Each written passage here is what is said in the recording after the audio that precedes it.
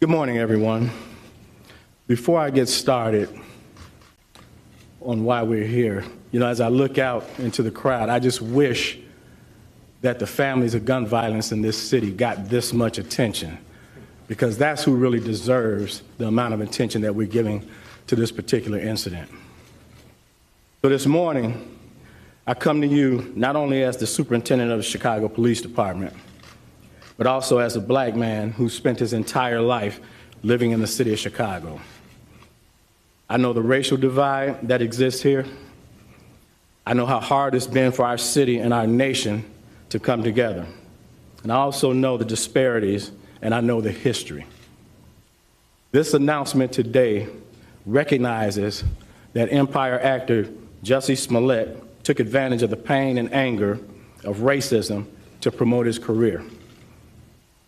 I'm left hanging my head and asking why.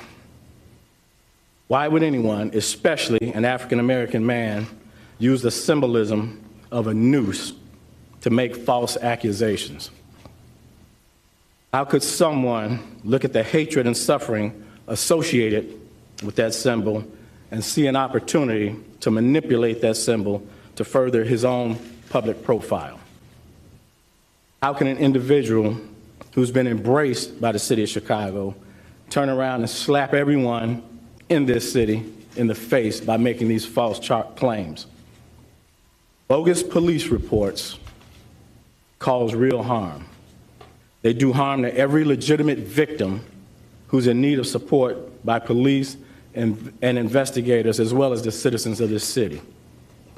Chicago hosts one of the largest pride parades in the world, and we're proud of that as a police department and also as a city. We do not, nor will we ever tolerate hate in our city, whether that hate is based on an individual's sexual orientation, race, or anything else. So I'm offended by what's happened, and I'm also angry.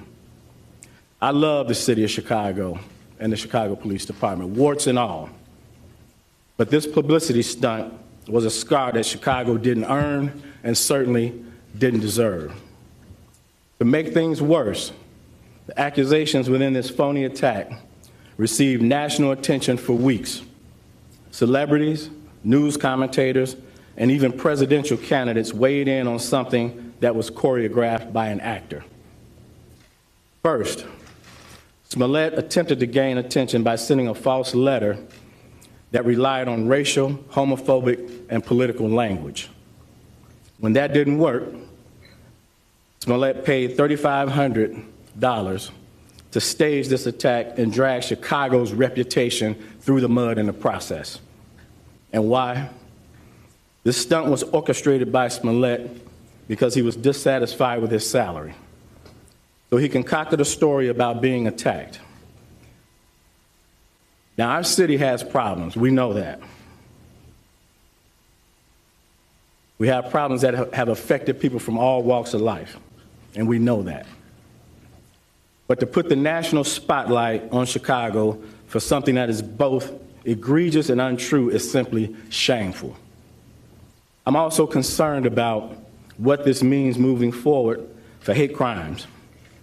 Now, of course, the Chicago Police Department will continue to investigate all reports of these types of incidents with the same amount of vigor that we did with this one. But my concern is that hate crimes will now publicly be met with a level of skepticism that previously didn't happen. That said, Smollett was treated as a victim throughout this investigation until we received evidence that led detectives in another direction. I couldn't be more proud of the unrelenting detective work that went into this investigation, and I couldn't be more proud of every investigator that played a part in it. The detective work that we saw in this case is indicative of the work that our detectives do every day in this city.